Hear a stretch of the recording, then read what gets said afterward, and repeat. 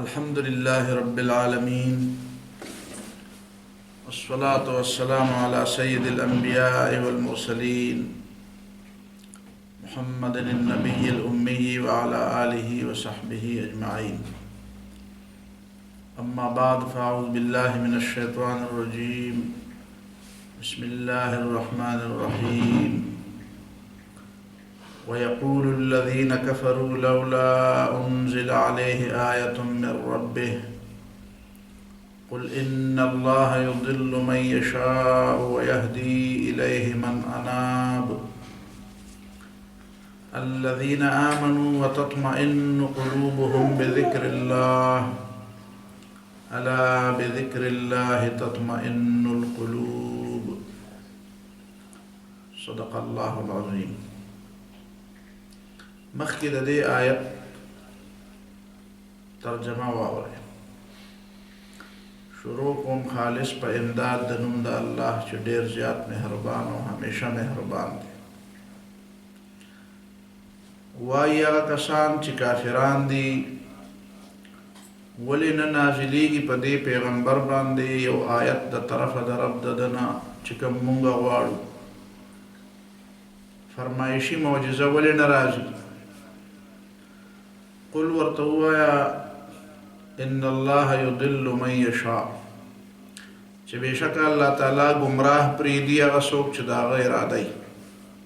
په ګمراهۍ کې پرېږدي چې د چا په باره کې د الله تعالی اراده وي چې دی ګمراه پرېږدي، نو لار به چاته ښیي.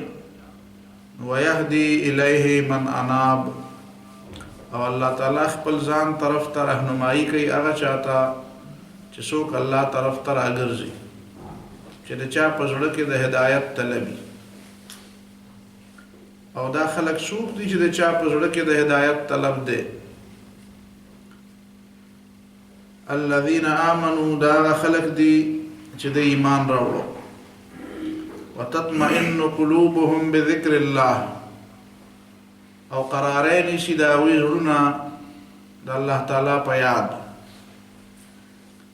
الا بذکر الله تطمئن القلوب، خبر شه د الله تعالی په یاد باندې او د الله په ذکر باندې زړونه قراری نیسي او مطمئن کیږي.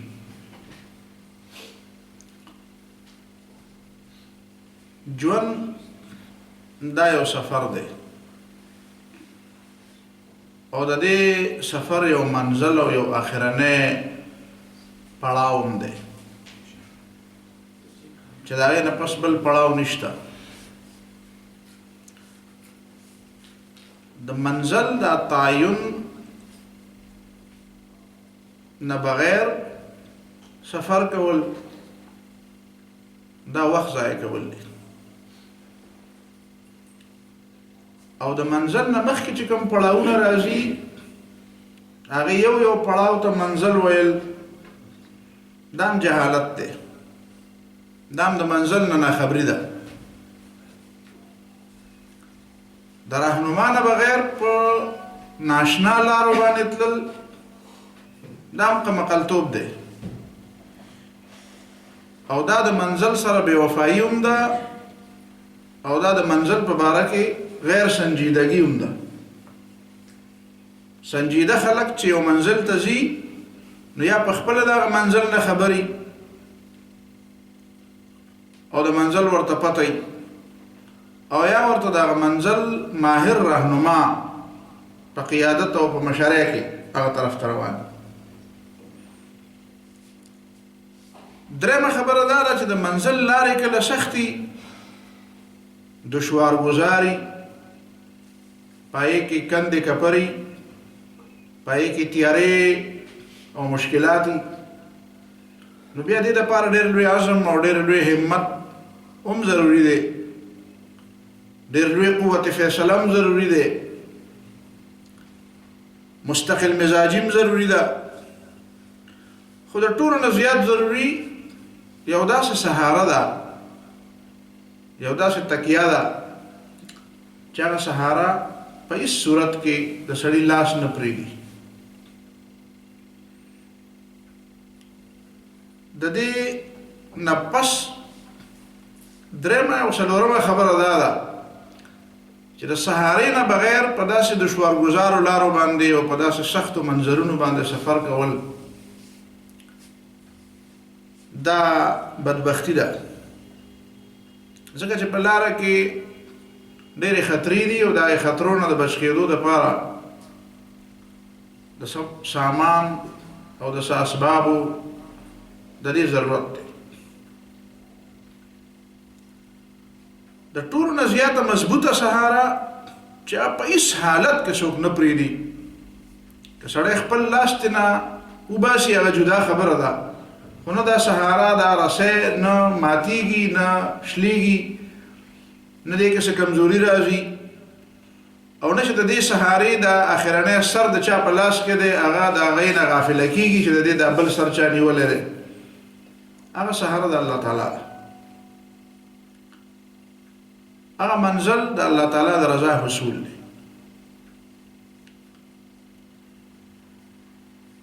او د هغه منزل لاره اسلام دی، قرآن او سنت دی. او په دې لاره کې چې کوم مشکلات دي په هغې کې سهاره د الله تعالی باندې توکل او اعتماد دی. او د دې تمامو خبرو فهم او پوهه دا په قرآن او په سنت کې ده. فمن يكفر بالطاغوت ويؤمن بالله فقد استمسك بالعروة الوثقى. چا چې د طاغوت د بندګۍ نه انکار وکړو او په الله پاک ایمان راوړو نو د یو مضبوطه غړۍ ونیوله، یو مضبوطه کړۍ ونیوله چې دا کړۍ ماتېږي نه، دا چې تا پرېښې نه وي نو تا نه پرېږدي. لا انفصام لها. دا خو ایمان شو. د ایمان نه بعد یو بل شی دی چې ډېر زیات اهم دی، هغې ته استقامت وایي. استقامت ملاویږي په هغه خوږوالي، په هغې حلاوت، په هغې مزه او په هغې لطف او په خوند چې کوم په ایمان کې سړي ته ملاو شي. که د ایمان په خوند څوک پوه نه شي، د ایمان په خوږوالي څوک پوه نه شي، د ایمان په مزه څوک پوه نه شي، نو هغه ته بیا د ایمان په لاره کې استقامت نه ملاوي. او مطلوب استقامت دی. ان الذين قالوا ربنا الله ثم استقاموا. کوم خلک چې د الله د ایمان په الله باندې د ایمان اعلان وکړي نو بیا په دې خبره ټینګ پاتې شي نو تتنزل عليهم الملائکه، بیا دې خواله ملائک راشي او هغه ورته وایي چې الله تخافوا ولا تحزنوا، خفه کېږئ امه او غمجن کېږئ امه، وابشروا بالجنة التي كنتم توعدون، او زیره والے په هغه جنت چې تاسو سره وعده کړي. دغه حلاوت او دغه خوږوالی او دغه مزه د ایمان دا په دریو خبرو ملاویږي. نبی علیہ الصلوۃ والسلام فرمایي ذاق طعم الایمان من رضی بالله ربا. د ایمان په خوند هغه څوک پوه شو چې د زړه نه په دې خوشحاله شو چې الله مې رب دی، چې بل چاته مې رب نه دی ویلی او بل څوک رب نه منم. وبالاسلام دینا، او شکر دی چې اسلام مې دین دی، چې بل سیستم او بل نظام ته مې خپل د ژوند نظام نه دی ویل. وبمحمد صلی الله علیه وسلم رسولا، او په دې د زړه خوشحالي چې محمد صلی الله علیه وسلم زما دپاره پیغمبر دی. ښه ده چې بل چاته مې رهبر او رهنما نه دی ویلي، د بل چا په رهنمایۍ کې نه یم روان، د یو انتهایي کامل ترین انسان په رهنمایۍ او مشرۍ کې د ژوند سفر توی کوم. ننني بحث کې هم دا خبره لږ په تفصیل سره خبره کوو. د دې خبرې یو عنوان دلته په دې سورة الرعد په دې 28 او 19 آیت کې دې له عنوان د اطمینان قلب ورکړی دی. او زه به نن په دې اطمینان قلب بذکر الله باندې خبره کوم. الذين آمنوا وتطمئن قلوبهم بذکر الله، چې خلک ایمان راوړي نو د هغې زړونه د الله په یاد مطمئن شي. دلته به موږ اول څلور خبرو نه بحث کوو. دا څلور خبرې به اول تازه کوو ځکه چې ډېرو خلکو ته به معلوم وي، خو ډېر خلک به یې راتازه کړي. اولنۍ خبره دا ده چې قرآن کې نفس لفظ راځي. نفس څه ته وایي؟ دویمه خبره دا ده چې د عقل دا لفظ هم راځي. عقل څه ته وایي؟ درېمه خبره دا ده چې قرآن کې د قلب ذکر راځي. قلب څه ته وایي؟ او څلورمه خبره دا ده چې روح څه ته وایي. د دې څلورو واړو تعلق د دې آیت د تشریح سره دی.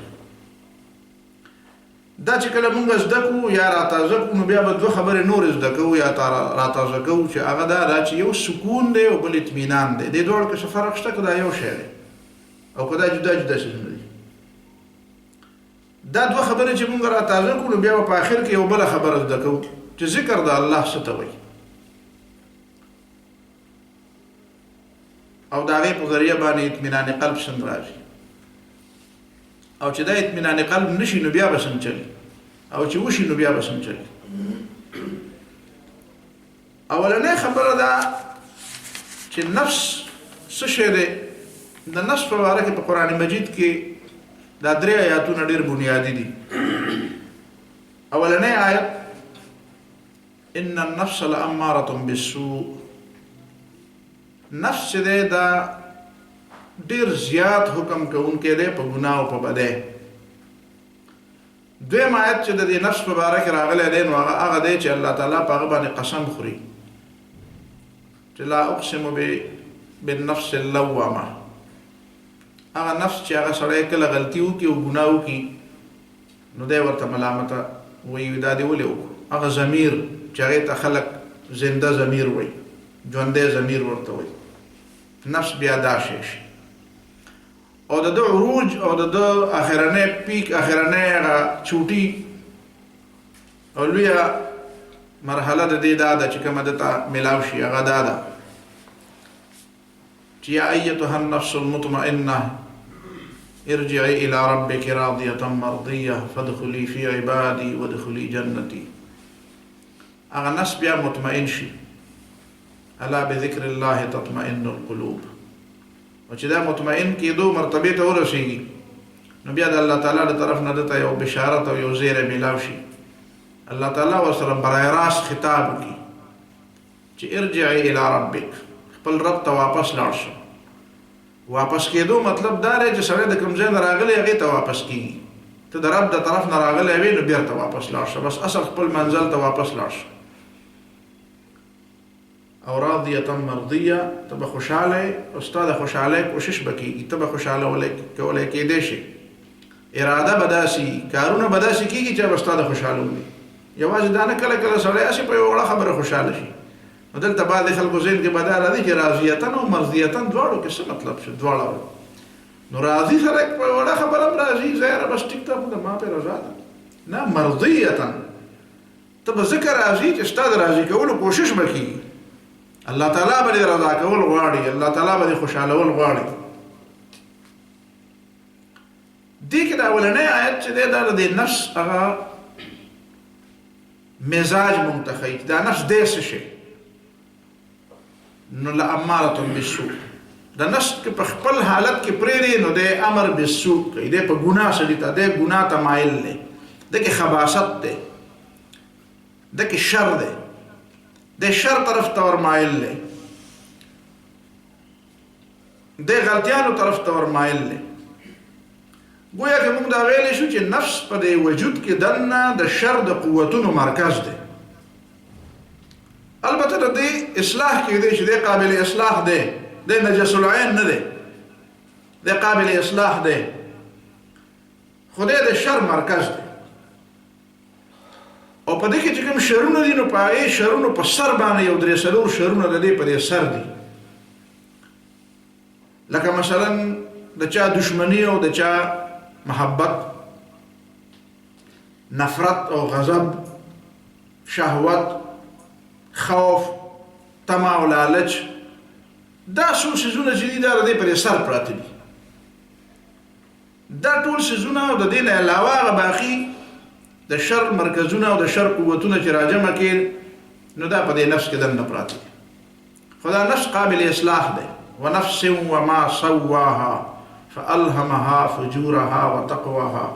الله تعالی دې کې دا صلاحیت خو دی چې دې بد او ښه پیژني، خو د دې باوجود چې د تربیت ونه کې د ته بیدار ونه اوسېږي، د خیال ونه ساتي، د خپل خوښې ته پرېږدي، نه دی به بیا شر طرف ته مایلی. لکه په خر باندې چې سودا او بار او بوج پې اچوي نو دی ټیک روان وي، خو چې ته دا بوج لرې کړې دی په خاورو کې رغړي بیا د کار او د مزاج بیا دا نو داسې دی هم داسې دی، ته کې پړی واچوي نو بیا به روان وي، چوکه ورپسې روان وي دی به روان وي. او چې ټوله ورځ چلی نو ټوله ورځ هم چلیږي، خو که چې ټوله ورځ پرېږدي نو ټوله ورځ هم په خاورو کې رغړي، یو ټک کار هم نه کوي. د دې نفس تعلق د ټول جسم سره دی، د جسم سره دی، جسم د ظاهري او باطني تمام صلاحیتونو سره دی. سترګې مرانه کوي، غوږونه مرانه کوي، ژبه مرانه کوي، لاس مرانه کوي، خپې مرانه کوي، دا باطني صلاحیتونه مرانه کوي. دا که تا را قابو نه کړه نو دا وراني طرف ته ځي. دې وجې نه په حدیث کې راځي د حضرت شداد ابن اوس رضی الله تعالی عنہ پر روایت چې کوم حدیث دی چې الکیس من دان نفسه، هوښیار هغه سړی دی چې د خپل نفس را قابو کړي. د قرآن او د سنت اصطلاح د دې نفس را قابو کول دي. د قرآن او د سنت نه بالاتر یا بل طرف ته چې کوم اصطلاحات دي نو هغه نفس کشي ده. نفس کشي معنا نفس وجل، چې دا نفس داسې کوي چې دا له سره د مطالبې پاتې نشي. دا د قرآن اصطلاح نه ده، دا د حدیث اصطلاح نه ده. د حدیث او د قرآن اصطلاح ده دان نفسه، نفس را قابو کول. ځکه دی بې قابو کوي نو دی بیا خرابوي، دی ورانه کوي نو دی را قابو کوي. نو هوښیار سړی هغه دی دان نفسه چې دی ځان را قابو کړي. وعمل لما بعد الموت، او دا مرګ نه پس چې کوم ژوند دی د هغې دپاره کار وکړي. والعاجز من اتبع نفسه هواها وتمنى على الله، او کمزور او ناتوان هغه څوک دی چې زړه یې څه غواړي هغه کوي او بیا د الله تعالی نه امیدونه ساتي. نو دا نفس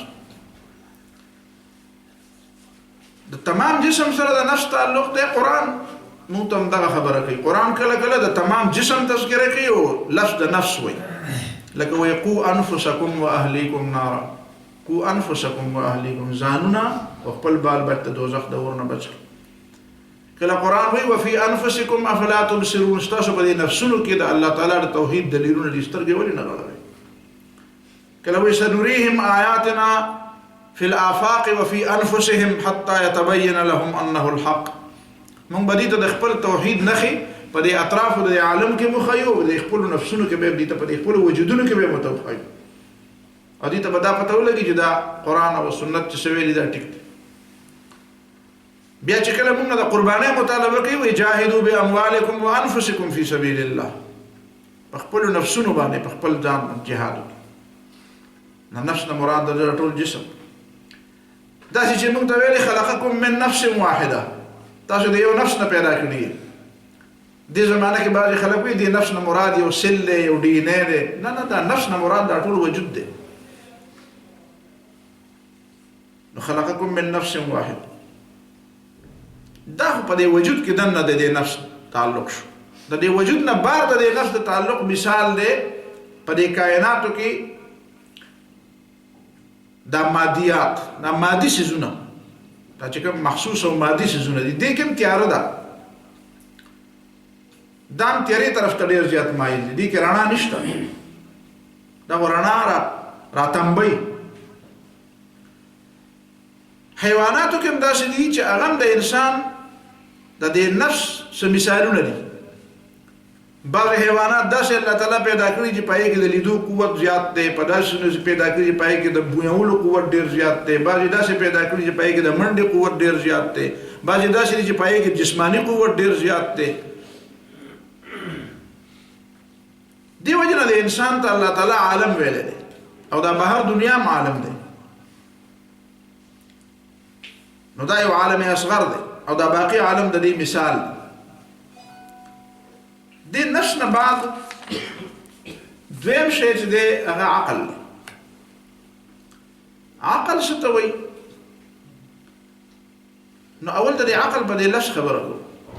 د عقل مصدر دی په عربی ژبه کې. مصدر دې ته وایي چې د هغې یو طرف هم او بل طرف هم یو طرف فاعل او بل طرف مفعول.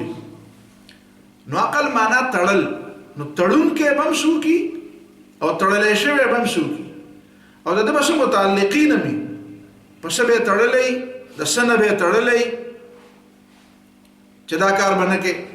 لکه مونږ چې سپی تړو نو یو هغه مالک دی چې دا سپی وتړو، یو دا سپی دی چې وتړلی شو، یو هغه زنځیر دی چې په کوم زنځیر یې وتړو، یو هغه خبره ده چې د کومې خبرې نه مونږ دی رامنع کړو چې دی ځکه مو وتړو چې دی سکونه خوري. د عقل کې هم دا ټولې خبرې دننه دي. د دې عقل یو تعلق د الله تعالی سره دی چې د دې عقل خالق دی، مالک دی او حاکم دی. یو د دې عقل تعلق د هغې څیزونو سره دی چې په کوم څیزونو باندې دی تړلی شوی دی، کوم زنځیر چې دی د ده دپاره، هغه زنځیر د دې عقل تعریف دی. د هغې په باره کې دوه خبرې صرف سړی په صحیح طریقې سره زده کولی شي. دا دوه خبرې زده کړي چې ته پته لګي د عقل څه شی دی. اوله خبره دا چې د عقل بنیاد دی په دې خبره باندې چې دا د ښه او د بد په منځ کې د تمیز او د فرق اهلیت دی. ښه څه ته وایي او بد څه ته وایي دا جدا خبره ده، په دې کې عقل مستقل نه دی. خو د ښه چې ښه دي او بد بد دي او د دې دواړه په منځ کې فرق دی. ښه او بد جدا جدا دي، ښه او بد یو نه دي. نو د دې تمیز د اهلیت چې دی دا په دې عقل کې دی. دویمه خبره دا ده چې په عقل کې دا کمال دی یا د عقل هغه جوړښت د دې دویمې خبرې نه ورسره شوی دی. یو د اهلیت او دویم دا خبره چې څه مقدمات را پیدا شي دا دې معلوم کی، نو د هغې نه یو بله خبره را معلوموي چې هغه په حقیقت کې مخکې نه وه معلومه. په ساده ژبو کې دا چې دوه څیزونه را یو دی شي، د هغې نه درېیمه خبره را پیدا کوي، نو دا اهلیت هم په ده کې. خو د دې عقل د دې ورکولو لم او حکمت څه دی؟ د دې تعلق د الله تعالی د خلافت سره دی چې الله تعالی انسان پیدا کړو، نو دی په عنوان د خلیفه پیدا کړ، او دله چې دا پوهه دومره ډېره زیاته ورکړه او د عقل یې وله ورکړو، نو د دې کې بنیادي وجه دا وه چې یو په دې باندې دی د الله تعالی د خبرې او د الله تعالی د احکامو د الله تعالی د معرفت دا په حاصل کی، د الله تعالی معرفت حاصل کی. او دویم دا چې ډېر څیزونه داسې دي چې ډېرې مقدمات ته د مخې له راځي او د هغې نه به ډېر نتایج راوباسي، کولی به شي چې ډېره پورې دی مزل وکړي، خو کوي به نه. او په دې پابندۍ او په دې رازنځیر، دا زنځیر چې تاسو ته مه وایئ دی رابند کړی دی، نو د ډېرې څیزونو نه دی رابند. داسې نه چې دا سپی چې موږ تړلی دی نو دې معنا دا نه دی چې چیر کولی نه شي، او زه خو کولی شم ما پرېږده. موږ تړلی د دې لپاره دی چې دی چې چیر کولی شي دی چې چیر ونه کړي، ماتول کولی شي دا ماتول ونه کړي، په دې زنځیر هم ځکه تړلی دی. نو دا عقل الله تعالی د دې دپاره ورکړی دی چې کوم شی چې هغه ستا دپاره د خیر او د شر په دې منځ کې چې کوم تمیز دی، اول دا تمیز مه لرې کوه، دا تمیز وپېژنه، دا د ذهن نه مه وباسه چې ښه او بد جدا جدا ده. دویم دا چې دا خبره هم ذهن کې کښېنوه چې تاله چې د عقل چا درکړی او دا پوهه دله چا درکړې دی څه مقصد دپاره درکړې ده، هغه خبره هم مه هېروه. او درېیمه خبره دا ده چې هغه څیزونه چې د هغې نه ته منې کړی، نو د دې معنا دا نه ده چې دا ته نه شې کولی. نن انسان مسلسل دا سوال کوي چې یاره چې دا خو کېدی شي، دا فلانکی کار خو زه کولی شم، عقل انساني خو دا کولی شي دا کار، نو چې کولی شي ته مې ولې پابندي لګوې؟ نو زه ورته یم چې سړی خو کنځل هم کولی شي، سړی خو قتل هم کولی شي. نو څه مطلب چې ټوپک ورسره دی نو په مخه به خلک ولي؟ څه مطلب چې ژبه ورسره ده نو په مخه به کنځل کوي؟ څه مطلب چې لاس ورسره دی نو په مخه به خلکو له سپېړې ورکوي او سود به ورکوي؟ دا معنا نه ده چې یو شی نه کېږي، یو شی به کېږي خو دا به ته نه کوې.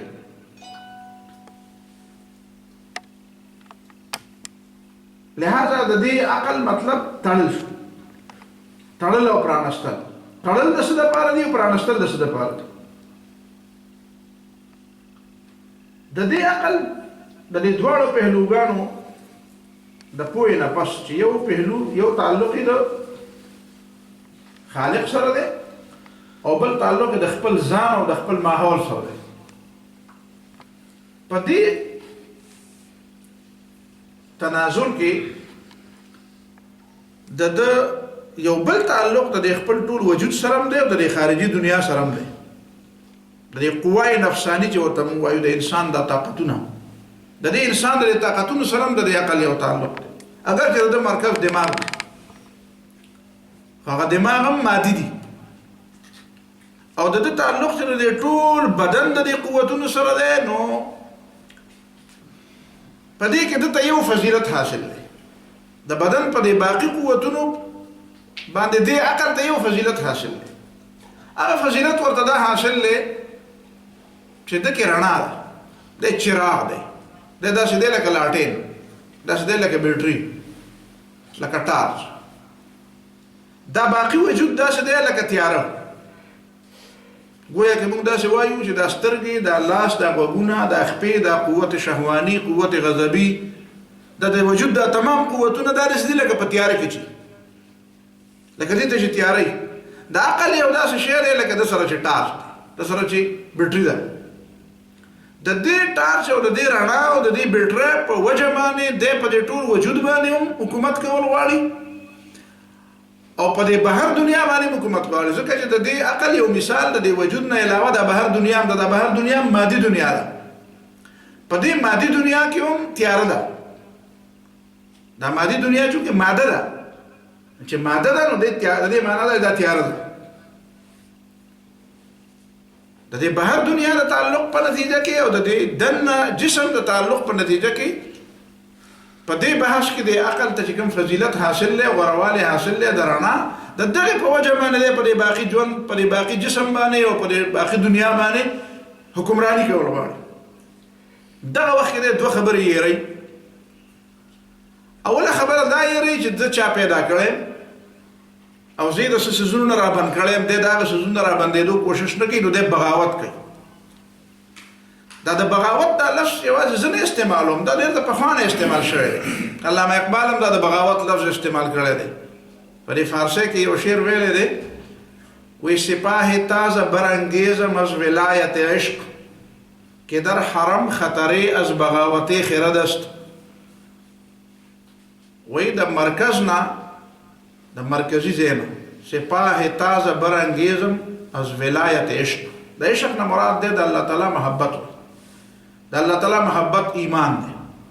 د الله تعالی د محبت د دې ولایت او د دې مرکز نه تازه دم سپایان پکار دي. ولی وی که در حرم خطری از بغاوت خرد است، چې د دې وجود مثال د حرم دی. دلته د عقل د بغاوت نه خطر ده، چې کوم ځای کې د بغاوت نه خطر نو هلته خلک تازه دم فوج دي. نو د عقل د دې خطرې د دفاع په نتیجه کې د علم او د الله تعالی د محبت فوج پکار دی. یو خبره د عقل دا دیمه د عقل دا کمزوري ده چې د دې نه نه خبر چې زه په دې وجود او په باقي دنیا باندې حکمرانی کول غواړم. نو آیا ما کې د دې خبرې اهلیت شته؟ نو که د دې یو خبره ته کتلې وي چې عقل د دې باوجود چې د سره رڼا ده، خو په دې رڼا باندې اول د یو شی د ظاهر خو معلومیږي، خو تر اخره حد پورې د رڼا د دې خبرې لپاره کافی نه ده چې کوم شی باندې د رڼا پریوزي. زه په دې بحث کې نه ځم چې نظر څه ته وایي، چې د یو شی باندې یو شی د سترګو نه راشي او په بل شي پریوزي، نو دې ته کتل وایي، او کنه چې پریوزي او بیا را واپس را وتمبيږي او ستاره سترګو ته واپس راشي، دې ته کتل وایي. په دې بحث کې زه نه ځم، خو زه دا سره فهم چې نظر پر کوم شی پریوزي، نو هغه شی علم تر اخره حد پورې دا غي د پر واحد علاج د چراغ او د رڼا نه ده. لکه زما نظر پر دیوال پریوزي، خو ما ته عقل دا خو ویلی شي چې دا دیوال چا جوړ کړی، ما ته دا ویلی شي چې دا یو مصري و، دا یې د سیمټو نه جوړ کړی دی، دا یې د شګه وه پکې، په دې کې اوبه وې، دا مساله یې جوړه کړې ده. خو ما ته عقل دا نه وایي او نه ما ته دا ښودلی شي چې دا مصري چې دا دیوال جوړو په هغه وخت کې د په ذهن کې څه سوالات د تلاوت کو د غانې ویلې د خپو کو د خوشاله بیا د په ذهن کې په هغه وخت کې څه تصورات او څه خیالات او که یو عام آبادي زه وینم چې زه په دې نه پوهېږم چې دا جومات دی که دا مندر دی که دا سیناګاګ دی که دا حجره ده که دا جرنده ده که دا کور دی نو دا خبره ضروري نه ده چې څوک پورې هغه علامات او هغه نښې نه وي نو د هغه نښو نه علاوه تش په یو آبادۍ باندې دا نه معلومېږي دا آبادي د څه مقصد دپاره ده دې کې څه به کېږي یو خو د آبادۍ نقشې جدا جدا دي او په خپله ښکاره خبره شوه یو چې هغه نقشه هغسې نه ده نو تش د آبادۍ نه دا پته نه لګي چې دې مقصد څه دی دا چا جوړ کړی دی دی ولې جوړاو دی کله جوړ کړی دی دا به کله ورانېږي دا آخرنۍ خبرې دا چې څنګه استعمال کړي نو خدای به پرې خوشحالېږي او چې څنګه استعمال نه کړي نو خدای به پرې خفه کېږي دا ټولو خبرو جواب ما ته په هر وخت کې عقل نشي راکولی دویمه خبره دا ده چې عقل د غصې په نتیجه کې د محبت په نتیجه کې د نفرت په نتیجه کې د لالچ په نتیجه کې د یری په نتیجه کې د شهواتو په نتیجه کې د خپل فیصله پریدي د دې خبر هم نه یو د دې شیزونه اغوا کړی کله لالچ اغوا کی په بل لار روان کی کله یره اغوا کی په بل لار روان کی کله دشمنی اغوا کی په بل لار روان کی کله محبت اغوا کی په بل لار روان کی او کله بل یو قوت اغوا کی په بل وهم روان کی وهم په بل طرف روان کی درست روان او وهم په غالب راشي عقل په بل طرف روان کی لہذا دا د خپل باندې مستقل نه دی د دې وجنه علامہ اقبال خبر کړي وو خرد واقف نہیں ہے نیک و بد سے بڑی جاتی ہے ظالم اپنی حد سے دغه د نیک او د بد د اخر هدف پورې د پیژنګلو طاقت خوشتا خود دې د تعین طاقت په دې نشته چې د خو بد متعین کې چې داخلي او د بد دي په دې معنی وته وي چې واقف نہیں ہے نیک و بد سے او بڑی جاتی ہے ظالم اپنی حد سے د چې کوم حدود دي د دغه نه خو ورزي د بغاوت کوي د حد نه تجاوز کوي خدایا مجھ کو یہ کیا ہو گیا ہے خرد بیزار دل سے دل خرد سے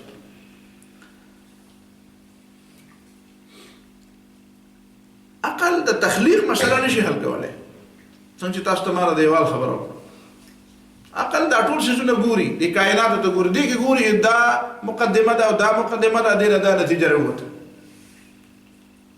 دا مسله عقل نشي حل کولای د کائنات تخلیق څنګه وشو او چاو کو زیات نه زیات دی چې په دې زمانه کې کوم ځای ته ورسېدو نو هغه دا ویل چې یاره واقعي د ځمکې او د اسمانونو مخکې پیدا نه و دونه ورسېدو چې دا نه و دا نوم دا بیا پیدا شو دا څنګه پیدا شو دا یو غټه دماغه وشوه یو غټه حادثه وشوه بیگ بانګ وشو او د هغې په نتیجه کې دا هر څه جوړ شو چې بیا ته تپوس وکړې چې دا د حادثې په نتیجه کې دا حادثه ولې وشو دا اچانک وشو بس هیڅ پلانینګ مخکې نه و ډیزاین نه و څوک انجینیر نه و چا جوړ کړی نه و د چا اراده نه وه ښه نو دا بغیر د ارادې نه چې دا دماغو داسونه جوړ څنګه شو وایي په دې څنګه چې ته نه پوهېږې داسې به زه هم نه پوهېږم بس جوړ شو دا چېرته شوي دي چې دماغه وشي او د هغې په نتیجه کې تعمیر وشي یاره نه دي شوي خو بد داسې موږ وایي داسې وشوه عقل دا نشي معلومولی عقل دلته ډغره خوري د دې وجې نه په دې عقل باندې د پاسه بل څوک پکار دی چې هغه د دې ډغرو نه بچ کړي د سره صرف رڼا ده د باندې د پاسه یو بل قوت پکار دی چې هغه قوت په نتیجه کې د ډغرو نه بچ کړي دی په سمه لار باندې راولي دی وتړي دته وایي چې دا کوه دا پړی دی دومره اوږد دی کله کله سړی څاروی تړي په یو ورشو کې نو پړی پسې ډېر اوږد وي دا دی پورې سړیږه خیر دی کله ورته ډېر ورکوټې پړی ورته واچي نو د دپاره پاسه یو پړی پکار دی د دغه پړي په نتیجه کې د دغه قوت په نتیجه کې بعد خلکو څه نورې خبرې هم کړي دي خو هغه خبرې زه په دې وخت کې پرېږدم د علت او د معلول او د کاز او د افیکټ خبرې به په دې وخت کې پرېږدو درېیمه خبرې له به راشو چې په دې عقل له پاسه الله تعالی یو بل قوت جوړ کړی دی هغه قوت ته قلب وایي ته زړه وایي موږ ورته زړه وایو اصل کې دا زړه زیر بحث دی خو دا نور د متعلقات قلب څه ته وایي قلب د نفس په مقابله کې قلب د نفس په مقابله کې څنګه چې نفس د شر د قوتونو مرکز دی نو قلب یا زړه د خیر د قوتونو مرکز دی د دې وجه نه د قرآن او د سنت په رڼا کې د وحي مرکز زړه دی. من كان عدوا لجبريل فإنه نزله على قلبك. زړه دا زړه د دې مرکز دی، دا د خیر مرکز دی. الا ان في الجسد مضغة اذا صلحت صلح الجسد كله واذا فسدت فسد الجسد كله الا وهي القلب. زړه د مرکز دی چې دا ټکی نو ارسه به ټکی، چې دا خرابي ارسه به خرابي. خدا د دې د ټیکواله د دې اصل دی او دا خرابواله په د بار نه راځي. نو ته به چې دا په کوم دلیل ته دا خبره کوي؟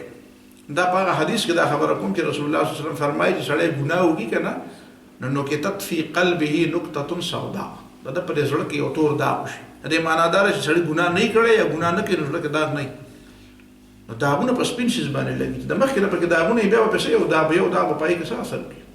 دې معنا دا چې زړه چې په اصل کې دی پاک دی.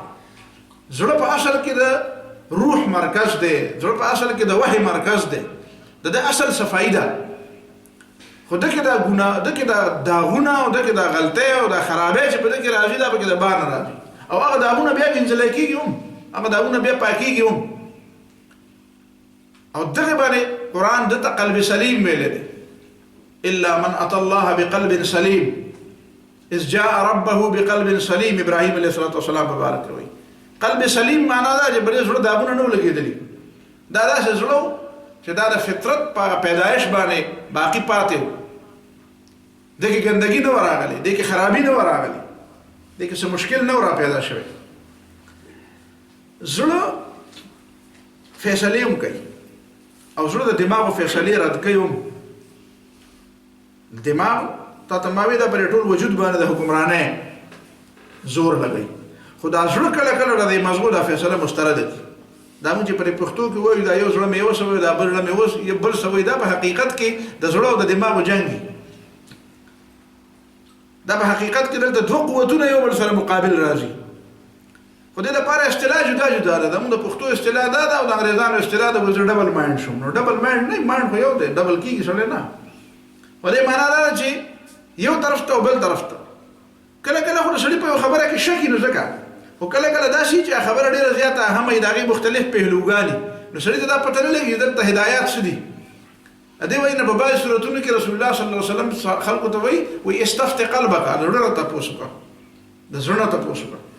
دې معنا دا چې د مؤمن زړه صاف زړه دی. مؤمن وایي ته چې هغه د ایمان نه خبرې، د علم نه به خبرې. نو کله کله بعضې مسلې هغه ته خپل زړه هم وایي. مونږ نه کله خلک د مسلې تپوس کوي یاره دا شی ټیک دی غلط دی، زه یم ستا خپل نه څه وایي ته څه وایې یاره وایي ما ته خو ټیک نه ښکاري. نو زه یم دا خبره خو ده ته چې تپوس کوې او ته چې په اضطراب کې دا ځکه ته په دې پوهېږې دا شی ټیک نه دی، خو ته داسې څوک ګورې چې هغه یې تاله ټیک کړي او به دې بیا ډېر زیات خوښي. ټول خلک خو داسې نه وي، خو به هر حال کله کله د سړي هغه زړه خبره سړي نو استفتح قلبک، نو دا زړه حقیقت کې پاک دی، دا فطرتاً سلیم دی، دا د وحی او د الهاماتو او د آسماني هدایاتو مرکز دی. دا زړه په نیکۍ خوشحالېږي او په بدۍ خفه کېږي. دې وجه نه په حدیث کې د ایمان معیار دا جوړ شوی، د ایمان نښه دا جوړه شوې ده. ابو امامه رضی الله تعالی عنه روایت دی چې رسول الله صلی الله علیه وسلم نه یو سړي تپوس وکړ، موږ ناست وو، سړی راغی د خدای پیغمبره ما ته به څنګه پته لګي زه مؤمن یم او زه مؤمن نه یم، څنګه به پته لګي زه مؤمن یم که نه یم؟ رسول الله صلی الله علیه وسلم ته فرمایي اذا ساءتک سیئتک وسرتک حسنتک فانت مؤمن. چې ګناه وکړي او خفه شي او نیکي وکړي او خوشحاله شي، نو ته پته ولګي ته مؤمن یې. چې ګناه درنه وشي او ته خفه شي، دا خفګان په دې وجه نه چې خلکو ته پته ولګي یا نقصان مې وشو، تاوان مې وشو، غلطي رانه وشوه، صحت مې خراب شو، مال مې ضایع شو، بدنام شوم، بل څه مسله وشوه، خلکو ته پته ولګېده. نه نه، دا وجه نه ده. زمیر ذهن مطمئن نه شوم، خفه شوم، زړه مې خفه شو، زړه مې خفه شو، دا زړه مې خفه دی. نو دا زړه دی په ګناه خفه دی او په نیکۍ د زړه خوشحالېږي. حالانکه نیکي کله داسې وي چې سړي ته ډېر زیات تاوان ورکړي، پیسې به دې ولګي، وجود به دې ستړی شي، یخني ګرمي به دې وشي، نقصان به دې وشي، بل څه تکلیف به درته میلاو شي، ستړی به شي، ډېر سفر به وکړي، خو نیکي به وکړي. هغه نیکي به ته خوشحاله شي. نو په هغه نیکۍ باندې خوشحالېدل او په ګناه باندې خفه کېدل دا د ایمان نښه ده. پته ولګي ته مؤمن یې. د دې زړه تعلق چې دا مونږ کوم بیان کړی، د دې تعلق د دې په دې سینه کې دننه چې دا درزېږي او دا وینه پمپ کوي د دې شي سره تعلق دی. موږ دغه ته زړه وایو. عام طور باندې د زړه او د هغه زړه په منځ کې چې د هغه زړه تعلق چې دا کوم قلب ورته قرآن وایي دا یو بل شی دی. د دې زړه سره دا په دې سینه کې دننه د ګس طرف ته پروت دی، په دې سره یو تعلق دی. هغه تعلق تر اوسه پورې معلوم شوی نه دی، اوس ورو ورو را معلومیږي. نن څو کاله مخکې به خلکو وي ما باندې یو صاحب سوال کړی وایي ته چې وایې چې قرآن کې دا لیکلي چې فإنها لا تعمى الأبصار ولكن تعمى القلوب التي في الصدور. د کافرانو دا سترګې نه ړندېږي، هغه سترګې ړندېږي چې دننه په دې سینه کې دننه په دې زړه کې دي. په زړه کې سینې کې سترګې کم دي. تعمى القلوب التي هغه زړونه ړندېږي چې په دې سینو کې دننه دي. وایي زه به دا زړه داسې اوس پړم ته پکې ما ته وښایه سترګې. نو دا نه پوهېږي، دا نه پوهېږي. د دې نه دی خبر چې دا د دې سترګو باندې چې څه ښکاري او په دې عقل چې دا څه معلومېږي د دې نه اخوا هم څه دنیا شته. هغه دنیا را دته نه وه معلومه، اوس ورو هغه دنیا را معلومېږي. اوس خلک وایي چې په دې زړه کې دننه باقاعده پوهه ده، په دې کې مایند، په دې کې دماغ هم دي. دا د زړه او د دماغ کله کله جنګ هم راځي. او د دې وجې نه د خلکو تصور دا دی، بیا په دې پسې تللي دي، تصور دا دی چې په دې سجده کې چې خلک حدیث کې راځي چې په ټولو حالتونو کې د سجدې په حالت کې الله تعالی ته انسان او بنده ډېر زیات نږدې. نو د دې تعبیر خلک دا کوي دا په دې سینه کې په دې سجده کې انسان خدای پاک ته ولې ډېر زیات نږدې. په ځکه ډېر زیات نږدې د سجدې په دې حالت کې دا زړه په دې دماغ د پاسه، نور په عام حالاتو کې خدا دماغ په زړه د پاسه دي. خو د پاسه کېدو مطلب یوازې په دې مادي کې د پاسه کېدل نه دي. کله کله سړی په ولاړې ګرځي او بیا هم زړه په دماغ د پاسه، خو جسماني طور باندې هم دا زړه په دماغ باندې د پاسه چې کېږي نو دا په سجده کې په پاسه کېږي. نو دا حالت الله تعالی ته ډېر نږدې دی چې دا حالت عملي کا، دا حالت عملي کا چې ستا د زړه او د دماغ مقابله راشي نو بیا زړه په دماغ باندې د پاسه کا. دا حالت ما ډېر زیات خوښ دی. او د هغې دماغ کې دغه زړه په د پاسه کېدو مطلب دا دی چې خدای ته ټیټ شه، الله تعالی ته سر کېده په ځمکه باندې. دا په پاسه کېدل دي د زړه. دماغ یا مني او یا نه مني. دې نه پس یو بل شی دی چې هغې ته روح وایي. روح څه شی دی؟ ځینې خلک د روح او د حیات په منځ کې فرق نه کوي. هغه روح دغه ژوند ته وایي چې کوم ژوند حیواني ژوند دی چې هغې کې حس او حرکت وي. هغه حس او حرکت چې په کوم شي کې نو دی هغې ته روح وایي. نو چې کله په حدیث کې دا راشي نو یو صاحب په ما باندې دا سوال کوم دغه صاحب و چې دا کوم مخکینی سوال کړی هغه دا سوال وکړو چې تاسو چې وایئ چې دا روح په دې وجود کې چې اچولی کېږي نو دا خو څلورو مرحلو نه بعد بیا ملائک راشي او د الله تعالی نه تپوس وکړي چې په دې کې روح واچوم او دا به بدبخته وي که دا به نیکبخته وي او د ده به عمر څومره او دا به څومره. نو وایي دا خو ته غلطه وایې، دا خو د اولنۍ ورځ نه چې کله علوق راشي نو د اولنۍ ورځ نه په دې کې حیات او په دې کې ژوند دي. نو ته څنګه ما ته وایې چې په دې کې روح واچولی شي؟ نو ما ورته وایي چې ګوره ته د روح او د حیات په منځ کې فرق نه کوي. هغه چې کوم حرکت په هغه کې دی، په هغه سپرم کې، په هغه چې کوم څیز نه د هغه کومو دوو څیزونو نه چې د انسان جوړېږي بیا نو هغې کې چې کوم حرکت دی او په هغې کې چې کوم حس دی، په هغې کې چې کوم ژوند دی نو هغې ته ژوند ویلی شي، هغې ته حیات ویلی شي، خو هغې ته روح نه شي ویلی. روح هغه شی نه دی. او اوس دنیا دا خبره معلومه کړه لکه تاسو ته به پته وي په دې امریکا کې او په برطانیه کې په دې څیزونو ډېر زیات تحقیقات کېږي. نو موږ خو دا مصیبت دی چې موږ له به بیا دا ټولې خبرې ملته نه راځي. نو هلته خلکو دا تحقیقات وکړي چې دا کله د انسان کومه کې لاړ شي که نه د زړه د حرکت بند شي. نو دا دومره تفصیلات خو تاسو ته د ما د طرف نه ویل ضروري دي، خو هسې یو جمله دوه به درته ووایم چې پته ولګي چې دا شی مسله څه ده. دا چې موږ وایو چې مریض په وینټیلیټر باندې دی، په مصنوعي تنفس باندې، مصنوعي سای وته، نو اصل مسله دا وي چې دا زړه چې کله د حرکت کوي نو دا وینه منتقله کوي دماغو ته او د هغې په ذریعه اکسیجن هم منتقل کوي دماغو ته. چې دماغو ته دا دوه څیزونه بند شي، دا حرکت د زړه بند شي نو دماغ بیا څه لږ وخته پورې هغه څومره دی نو هغه چې ما څومره مطالعه کړې ده د منټونو نه پسې زیاتېدی شي او لږ عمر پسې ممکنه ده چې زیاتېدی شي. څو منټه دی که څه لږ ډېر زیات دی کېدی شي ډېر وخت. خو بهرحال څه وخته پورې دا دماغ کار کوي. بیا دې کې دننه چې کوم پیغامات دي او دې کې دننه چې کوم هغه د دې چې کوم د ژوند هغه کوم اصول دي چې دا کوم هدایات ورکوي نو هغه شی د څه حده پورې نو چې کله بیا د دې د موبایل بند کوي مهرباني وکړئ چې کله د زړه د حرکت بند شي نو هلته چونکې اکسیجن نه ځي، د اکسیجن نه بغیر دماغ ژوند نشي کولی، نو دی ولا په دې زړه مصنوعي حرکت ورکړي چې د حرکت په نتیجه کې دماغو ته اکسیجن برقرار، نو بیا خلک ویل کله ژوندی دی مړ نه دی. نو بیا داسې حد ته ورسېږي چې هلته بیا علامات دي، نو هغه علامات ځینې د مرګ دي او ځینې د وقتي طور د زړه د حرکت د بندېدو دي. نو کله کله په دې کې ډاکټر خطا شي چې هغه وقتي طور بند شوی هغه حرکت او دی وایي چې دا مستقل مړ شو، نو هغه مړ ډیکلیر کړي، وروسته بیا پته ولګي چې مړ نه دی، او کله هغه مړ نه ډیکلیر کړی وایي دا ژوندی دی او حقیقت کې هغه نه ژوندی. نو بهرحال دا خبرې په خپل نظر مقصد مې په دې خبره کې دی چې دغسې خلک چې هغې په کومه کې تلي وو د هغې د زړه حرکت بند شوی په مصنوعي حرکت باندې موجود او بیا را ژوندي شو، بیا هغې حرکت بحال شو، د هغې د زړه حرکت بحال شو. دغه یو څو منټه کې چې دې خلکو څه لیدلي وو نو د هغې خلکو نه هغې انټرویوګانې وکړې، په سلو خلکو نه انټرویوګانې وکړې. څوک ورته وایي چې یاره زه د دې خپل وجود نه ووتم ګرځېدم په دې ځایونو کې، او عجیبه شی و چې زما دا وجود زه چې کوم ومه که نه زه به د یو څیز نه ما به یو څیز له ګوتې وروړې، زه به دغه څیز نه پورې را پورې ووتم، ما به خبرې کولې غوښتل خو د ما خبرې نه کېدې، د ما خبرې چا نه اورېدې، ما به چا له ګوتې وروړې خو هغه به په دې نه پوهېدي چې ما له ګوتې راوړي. په دې کمره کې د فلانکې کار شو او فلانکې سړی راغی هغه ما پېژندو او فلانکې مشین زما په دې سیله ډېر زور کو، زه داسې په دې ځای کې ګرځېدم را ګرځېدم.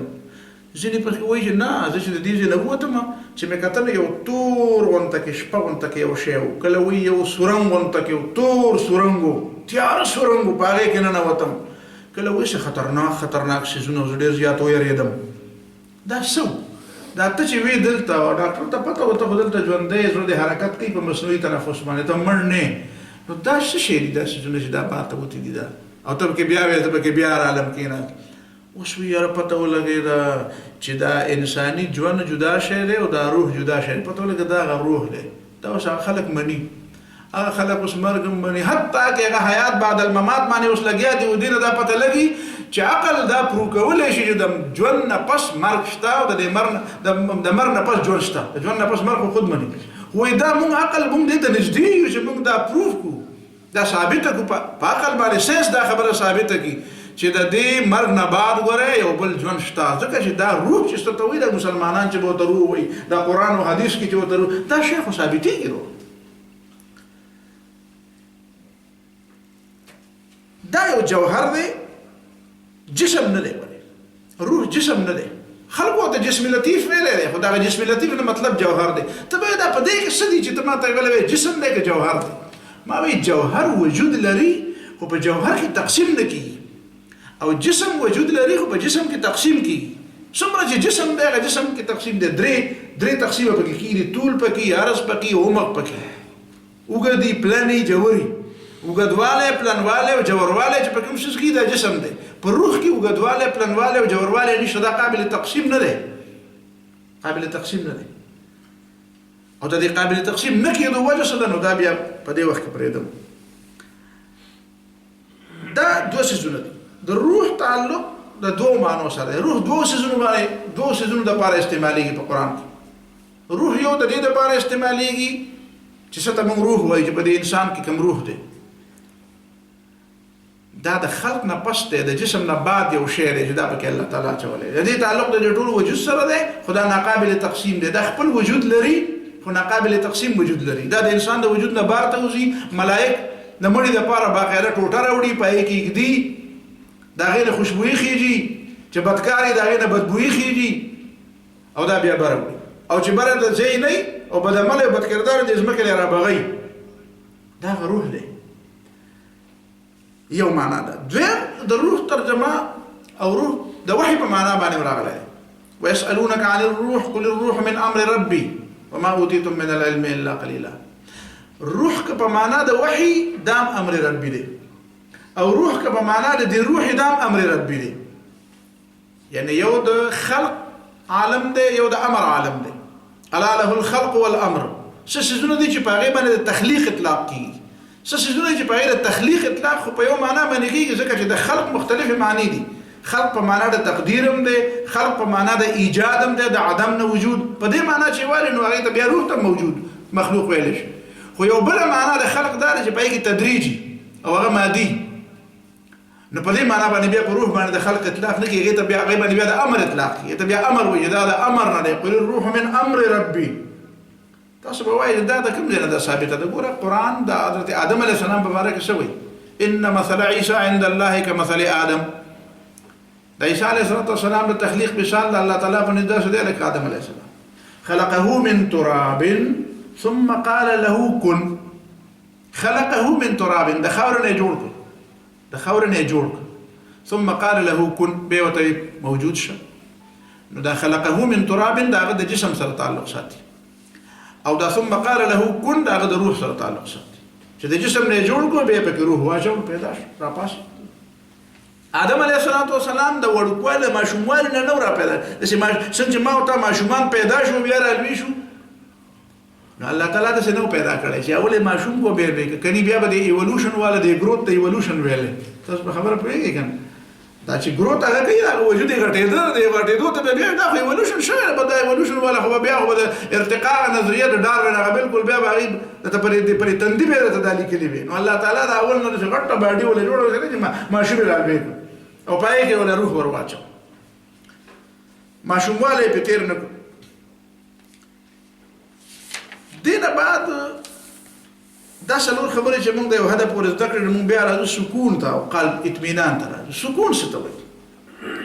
سکون سره د زړه تعلق دا نه په قرآن کې شته نه په حدیث کې شته. دا موږ چې ورته سکون قلب وایو دا اصطلاح نه د قرآن ده نه د حدیث ده. سکون قلب، د قلب سره د سکون تعلق نشته. د سکون تعلق د جسم سره دی، د مادې سره دی. وجعل الليل سکنا، الله تعالی د شپه د آرام دپاره پیدا کړې ده. لتسكنوا الیها، دا سکون دا مادي دی، دا قلبي نه دی. لتسكنوا الیها، دا سکون مطلب دی وقتی قرار. کم خلق چې نشې کوي نو ځکه کوي چې هغې د سکون او د اطمینان په منځ کې فرق دی. هغه په حقیقت کې په هغه کې تنده د اطمیناني، خپل اطمینان له راځم په هغه کې تنده د اطمیناني، خو هغه د مرض غلط تشخیص کړی. د اطمینان په ځای باندې هغه په سکون باندې سکون حاصلوي.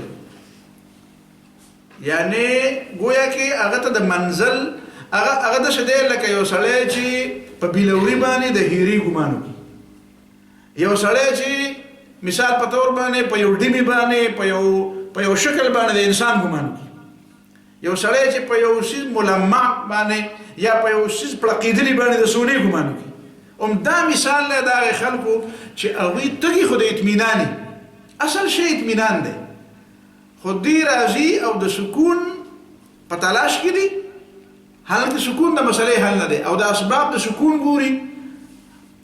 دا نشه چې بیا خبر راځم، دا نشه څه شی؟ یو سړی دی په تکلیف کې دی، یاره جي پلان کې مشکل دی او ډینګې مشکل دی او دا مسئلې ډېر زیاتې دي او بس یاره نسوار مې پرېښود دي خو بیا مې شروع کولو زړه کېږي ځکه چې په دې موضوع مې ډېر زیات بول دی. دا نسوار ته واچې نو مسله به حل شي. د دې مسله خو نه حل کېږي، خو هسې به مې لږ څه کارخ مارخ به دغه شي او لږ به مې طبیعت برابر څه طبیعت به دې برابر شي. دې معنا دا ده چې هغه څیز دپاره چې کوم سټرګل پکار و، کوم سوچ او فکر پکار و، هغه شی هم تا سټاپ کړو. نشه ولې شریعت بنده کړې، حرامه کړې ده؟ نشه ځکه حرامه کړې ده چې یو خو دا ملماکاري ده، دا دروغ دي. تا ته چې کوم شی پکار دی هغه ستا د سترګو نه غیب کړي او په یو بل شي باندې تا وغولئ، لکه ماشوم چې تا ته چغې وایي بار ته مې بوځه او ته ورته دا واله دا راوغه دا داسې ښه شی دی او دا داسې بال دی او دا داسې لوبې دی او دا پینګ پینګ کوي او دا او پرې چل ول هغه نه هغه خپله خبره یې راکړي. دا طریقه هم دغسې ده، ته ځان سره هم دا کار کوي. تا له چې کوم شی پکار دی ځان له دوکه ورکوي. تا له پکار دی اطمینان قلب او ته د اطمینان قلب په طلب کې په سکون باندې څه شوې؟ مطمئن شوې. نو هغه سکون خو ته برباد کړې. نو ټول نه لویه بربادي د هغه سکون دا ده چې یو خو ته په غلط تشخیص باندې په خپله مطمئن شوې، دا د غلط بنیادي. دویمه دا چې ته دغه اصل شیز نه بند کړې، ته اوس په دې پوه شوې چې ما ته منزل میلاو شو او منزل تا ته میلاو دی نه، منزل خو لا پاتې دی، ته په دروغجن منزل باندې مطمئن کړې. د دې وجې نه قرآن او سنت چې مونږ ته څومره خبرې کوي نو په هغې کې مونږ ته دا وایي چې دا وقتی قرار دی، سکون د زړه سره تعلق نشته. دا د زړه سکون سره تعلق چې دی مونږ ته قایمو، دا مونږ دروغجن تعلق قایمو چې قلب سکون قلب راغی. سکون قلب نه وي، قلب دپاره اطمینان، هغې دپاره قرآن د اطمینان لفظ مقرر کړی دی، هغې دپاره د سکون لفظ نشته. ځکه چې سکون چې په کوم اسبابو باندې راځي نو هغه وختي ته ور راځي. دا چې کوم اسباب د سکون ورته ته وایي. دینه بعد موږ دا خبره کوو د حدیث کې چې راغلی دا مزمن د خمر مدمن د خمر به جهنم ته ځي. حدیث کې راغلی چې کوم سړی مسلسل شراب څښي کنه دا جهنمی دی. نو زما په ذهن کې به دا راځي چې دا شراب مسلسل څښي نو د دې مسلسل په څه مطلب شو؟ ا دې معنا دا چې د مسلسل څښي نو هغه خبره چې کله ما دا تیاری کول ما ته په ذهن کې پتا چې دا خبره اصل کې دا ده چې د سکون د وجه نه د اطمینان نه مکمل محروم شو. هغه د قلب د اطمینان نه مکمل محروم شو او د هغه لار په ځان باندې په خپل بند کړو چې کومه د زړه د اطمینان او د الله تعالی د یاد د پاره د پرړه کې کومه د ریشي کولا به د ریشي په خپل بند کړي. د سکون اسباب الله تعالی را پیدا کړی دي او د سکون په کار هم دی. د جسم د پاره سکون په کار دی. قران ویلي تسكنوا الیه وجعل الليل سکنا. د مساکن ته مساکن ولوي د کور ته کور ولوي خو بلې کې سړی ته سکون ملاوي کنه. نو سکون معنی اطمینان قلب ورته ملاوي کې جسم ته راحت ملاوي جسم ته راحت ملاوي او دا سيزونه د ازمایش ذریعہ ده. یعنی الله تعالی د دې سيزونو په ذریعہ په کوم سيزونو په ذریعہ زموږ ازمایش کوي د کوم سيزونو په ذریعہ باندې موږ ته سکون ملاوي. سکون موږ ته په څه کې ملاويږي چې کوم سيزونو سره زموږ مینه ده کوم سيزونه موږ غواړو چې دا د اولاد دي. نو دا انما اموالکم واولادکم فتنه. مال فتنه ده اولاد فتنه ده. دا سيزونه چې تاسو کوم حاصلېږي دا په کومه طریقه ته حاصله نشي نه ځان بچ کې کنه بچ کې. نو دا هغه سيزونه دي چې دا چون کې د سکون ذرایع دي نو په دې وجه په دې کې زموږ ازمایش دي. دینه بعد بیا راځم اطمینان. اطمینان څه ته وایي؟ مطمئن من الارض المطمئنه. دا مطمئنه زمکه چې ورته په عربي کې دا څه ته وایي؟ مطمئنه زمکه ما ته وایي ټول نخکته ټول نخکته زمکه ته ولې مطمئنه زمکه وایي؟ چې په کې شی پریوزي نه نخکته نه پریوزي. پښتو کې چې وایي د کټ نه چې پریوزي زمکه د زمکه نه بچته پریوزي. نو چې په زمکه کې د ټولو نه جوړ زمکه چې دا شی پریوزي نه بچته شي.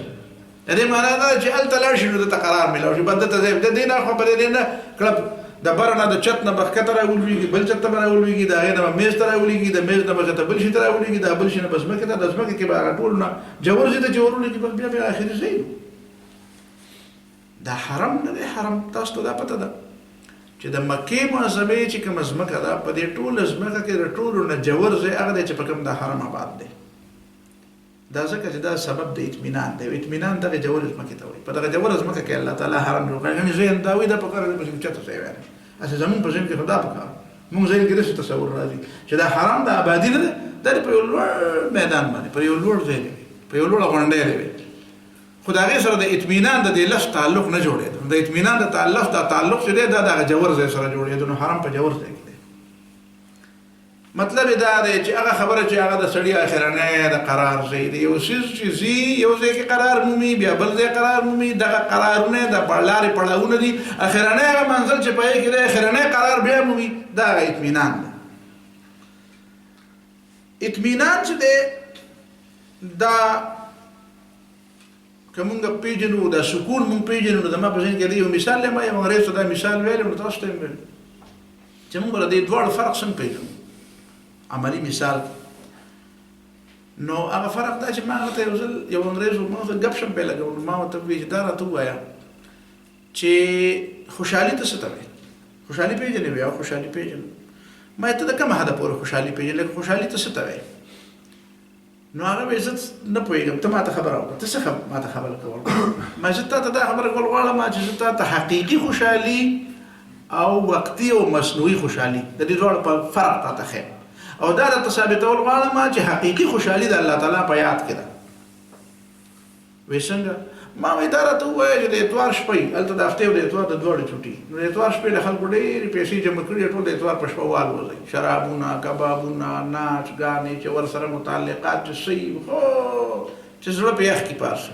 ما وته چې د اتوار په شپه په ډېر زړه یخ کې دا خوشحالي ځان سره یاد وساته او دا څه طرف تکیده او شغاله داسې چلو که چې یخني یو وګي یو تګي د یخنه برباد بالکل بے اثرې چې باران تا یخنې ته شوشکیږي او نو ور سره جامې شته نو سره بلستن شته نه کمبل شته نه شیلټر شته چې دای نه لاندې کینی او لاشه او د مورکا د لګرمي وبور کا د ډوډۍ ورکا د لګرم خوراک ورکا چې د مورشي د لګرمې ورکه چې مخ لاس وینځي دی بړستن کې کېنوه اور ته یې کېنوه تودې کا د شلټر لاندې یې کېنوه په ښایسته بستره کې بیا ورسره یو څو خوږې خبرې وکړه چې د په دې مخ باندې خندا راشي ډېر اوښاندي خوشحاله شي هغه تېر غم تېر شي زړه یې او دا خوشحالي م راواله او بیا دا دواړه کمپیر کړه چې پرونی خوشحالي چې کومه وه هغه او دا موجوده نننۍ خوشحالي په دې کې ستا د زړه د خوشحالۍ لکه ته خوشحالي بیا څه ته وایې چې دا دواړه راجمع کوي ما ته یې زه د اوس نه وایم چې زه د دویمې ته وایم دا ورنۍ لرې کوه په تندر یې مه لګوه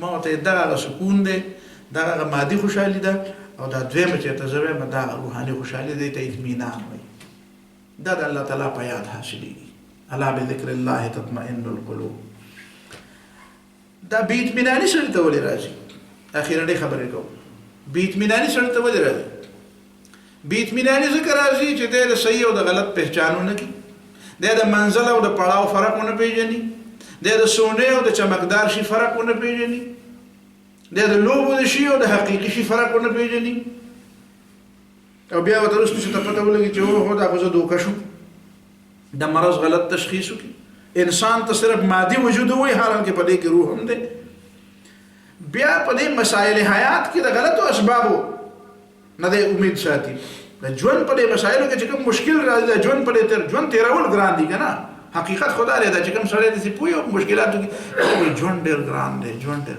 دا پوهېږي دې مطلب دا چې دا عقل کار کوي ورو عقل اوس هغه ځای ته ورسېدې چې ته پوه شې چې ژوند خو ډېر ګران دی دا ژوند خو ډېر ګران کار دی ته پته ولګېږي ته اوس ورو پوهېږي پته ولګېږي ته سبق زده کوې اوس طالب علم شوې صحیح ده چې په دې پوه شې چې ژوند ګران دی ته طالب علم شوې پته ولګېده چې ته په دې میدان کې لږ مخکې ځه نو ته غلط اسباب استعمال بیا د غلطو اسباب راجمع کول او هغې ته اسباب د سکون وایي منزل د متعین نه منزل په ځای باندې دی د لارې پړاوونو ته منزل مړه وایي زه خو راورسېدم پخوا وایي چې ته مدرسې ته به طالب ته نو بیا څومره ورسته لاړ نو به په لاره کې چا ورته وایي چې لکه راځه زموږ جومات خالي دی امامتي پکې کوو نو امامتي شروع کړو بیا مدرسې ته سبق لانته استادانو به موږ پوهولو دا بیا نو استاد ته بیا چې ته په لاره کې وایي تپوس وکړه چې ظالمه ته خو سبق نه راځي هغه به سبق نه پوه زما په ذهن کې خدا وه چې په جومات کې به امام شم او زه مخکې امام شم په سبق څه کړم نو دا د هغه سړي مقصد دی چې هغه د دې نه دی خبر چې علم د څه دپاره دی چې ته په جومات کې د 2 رکعته امام شې خلک نو تا له خو رښتیا پکار او دله نه و پکار مخکې سبق چې ویلی وې ده همدغسې رښتیا ښه و نو ته منزل تعین ونه کړي او د منزل په ځای باندې د لارې پړاوونو ته منزل خو کله کله بې اطمیناني په دې هم راځي چې سړی منزل پېژني او چې وی پېژني نو بیا د هغې د حصول دپاره بېقرارۍ د هغې د حصول دپاره بېقرارۍ چې خدای وپېژني که نه نو حدیث کې راځي من احب لقاء الله احب الله لقاءه چې د الله تعالی ملاقات ته په شوق کې که نه نو الله تعالی هم بیا د ملاقات ته په شوق کې دی بیا غواړي چې بس نه رسول الله صلی الله علیه وسلم نه چې تپوس وشو که نه چې دنیا کې پاتې کېږي که بر راوي هغه بیا اللهم الرفیق الاعلی بس بره درځم نو دا بیا د منزل د دې تعین نه پس او د منزل د دې معرفت نه بعد بیا یو بله بېقراري یو بله بې اطمیناني هغه دای چې یاره دغه منزل ته اوس لاړې په دې سلسله کې یو بېقراري بل هم ده هغه ما او تا ته لګېدلي کله کله هغه دا یي چې یاره دا خلک په سمه لار نه دي دا ډېره غلطه خبره ده دا چې خلک په غلطه لار دا سمول غواړي دا خو ټیک خبره ده بالکل لعلک باخع نفسک علی آثارهم ان لم یؤمنوا بهذا الحدیث اسفا دومره بېقراره ته چې ځان د دې وجې نه خرابې چې خلک ایمان نه راوړي بس پرېږده ته خپل کار کوه چې څوک راوړي که نه راوړي کله کله موږ په دې وجه بېقراره یو چې یاره دا اسلام ولې نه غالب کېږي نعوذ بالله ګویا کې دا مطلب چې د خدای خو خوښ دی خو خدای خو یې نه غالب کړي خو موږ د خدای نه ورمخکې شو موږ یې غالب کړو نو دا بېقراري دا بېقراري هم خطا ده د دې ټولو بېقرارو علاج که چاته منزل نه دی معلوم که چا اسباب د اطمینان ته اسباب اطمینان ویلی دی که چا سکون ته اطمینان ویلی دی که چا تشخیص غلط کړی دی که چا بیماری که چا دوایي غلطه استعمال کړې ده که څوک درست منزل ته رسېدل غواړي او منزل ورته نه دی معلوم که چاته منزل معلوم دی هغه منزل حاصلول غواړي او ورته د خدای د مرضۍ او د خدای د ارادې نه بغیر ورته ورټوپ کول غواړي که څوک د دې دنیا کې د الله تعالی د دین غلبه غواړي په دې وجه بېقراره ده ټولې بېقرارۍ دي د بېقرارو بیا مختلف طریقې دي د دې تمامو بېقرارو علاج څه دی ذکر الله الا بذکر الله تطمئن القلوب نو دې ذکر الله نه مطلب څه شی دی؟ د الله تعالی د آیات څه ته وایي؟ د الله تعالی آیات دوه یا درې قسمه دی. یو د الله تعالی آیات چې دی هغه په دې قرآن مجید کې ذکر قرآن ته ویلی شوی دی. ذکر مطلب قرآن دی. انا وانزلنا الیک الذکر انا نحن نزلنا الذکر. دا ذکر دا قرآن دی. اول خو چې ته بېقراره په دې بېقراره چې لار کوم ده، منزل کوم دی، صحیح علاج کوم دی، رښتیا څه دي، دروغ څه دي، بیماری څه ده او د هغې تشخیص څه دی، نو بیا به څه چل کې؟ بیا به قرآن ګورې، سنت به ګورې، دې نه به تا ته رهنمایي میلاوېږي چې درسته لار څه ده. او بیا د هغې نه بعد دویم ذکر الله څه شی دی؟ د الله تعالی سره بار بار تعلق دی. ګورئ په قرآن مجید کې د هیڅ یو څیز د کثرت ذکر نه دی شوی چې کثرت کې نه ښه دی. عمل ته احسن ویل، لیبلوکم ایکم احسن عملا. تا وازمي تاسو وازمي چې کوم یو ښه عمل کوي. کثرت پکې نه دی ویل، خو په ذکر کې کثرت ویل. یا ایها الذین آمنوا اذکروا الله ذکرا کثیرا. مؤمنانو الله ډېر یادوي. موسی علیه السلام وایي مولا دا رور راله پیغمبر کا کای نسبحک کثیرا ونذکرک کثیرا، چې ستا ډېر تسبیحات هم وایو او تا ډېر یادو. نو ذکر دا ډېر لوی شی دا به بار بار وي. بلکې د منافقینو په باره کې راځي چې ولا یذکرون الله الا قلیلا ولا یأتون الصلاة الا وهم کسالى ولا یذکرون الله الا قلیلا. منافقان الله ډېر لږ یادوي، او چې لږ هم نه یادوي نو بیا مونږ یې لږ یادو که ډېر یادو. تپوس نه کوم، خو هر سړی ګریوان کې سوچ کوي چې مونږ خدای لږ یادو که ډېر یادو. هغه لږ یادول خو د منافقانو کار دی. او قرآن وایي داسې نه وي چې نه یادوي، یادوي خو لږ یادوي. او مؤمنان به ډېر یادوي. یا ایها الذین آمنوا اذا لقیتم فئة فاثبتوا واذکروا الله کثیرا. په میدان جنګ کې الله تعالی ډېر یادوي. او آخري خبره د دې په سلسله کې دا ده چې د ذکر الله تعلق یوازې د دې ژبې سره او د یادولو سره نه دی، بلکې د تعلق د عمل سره دی. په حدیث کې راځي، د ابن کثیر دا حدیث نقل کړی دی چې رسول الله صلی الله علیه وسلم فرمایي چې چا چې د الله تعالی نافرمانی وکړه نو د الله تعالی نه دی یاد کړی، او چا چې د الله تعالی اطاعت وکړو نو د الله تعالی یاد. خیر دی که د په نور کمزوري ده، خو اطاعت د الله تعالی چې چا وکړو نو د الله تعالی یاد، او عصیان او نافرمانی چې چا وکړه نو د الله تعالی نه دی یاد کړی. بیا د ذکر الله مختلف شکلونه دي. تسبیحات وایه دا هم ذکر الله دی، استغفار وایه دا هم ذکر الله دی، درود وایه دا هم ذکر الله دی. او زما په خدا ده چې دا تسبیحات او استغفار او درود ټول رایوځای کړي. هرس پکار دی، لږ لږ هرس الله تعالی مول هم راکړی دی. یو ځل بیا سوچ وکړو چې دا ټول څیزونه پکار دي. امام ابن جوزي یو خبره مې اورېدلې وه. امام ابن جوزي رحمه الله نه چا تپوس وکړو چې تسبیحات ډېر ویم که استغفار ډېر خوب وي؟ نو هغه ورته یو جمله وویله ډېره عجیبه. ورته یې وی خیرنه جامه د عطرو په ځای انځلو ته ډېره محتاجه ده. خیرنه جامه د عطرو په ځای انځلو ته ډېره محتاجه ده. مطلب یې دی چې استغفار ډېر وایه. نو ځینې سړی د استغفار هم ډېر وایي، تسبیحات دې هم ډېر وایي، توبې دې هم ډېرې وباسي او درود دې هم ډېر وایي. نو ما په خپل ذهن کې یو څو جملې داسې ځانله مرتبې کړې چې هغه مې د احادیثو نه مرتبې کړې. هغه دې سبحان الله وبحمده، سبحانك اللهم وبحمدك، سبحانك اللهم وبحمدك. دا خو د رسول الله صلی الله علیه وسلم جمله ده. نبی علیہ السلام سوره النصر نه بعد دا ویله سبحانك اللهم وبحمدك اللهم اغفر لي. نو یو پکې ورسره بل جمع که وتب علی، او بل ورپسې بل که وصلی وسلم علی محمد وعلى آل محمد. سبحانك اللهم وبحمدك اللهم اغفر لي وتب علی وصلی وسلم علی محمد وعلى آل محمد. الله دې ما تاسو ته ذکر او د اطمینان قلب توفیق راکړي او د پوهې واخر دعوانا. ډاکټر صاحب سوال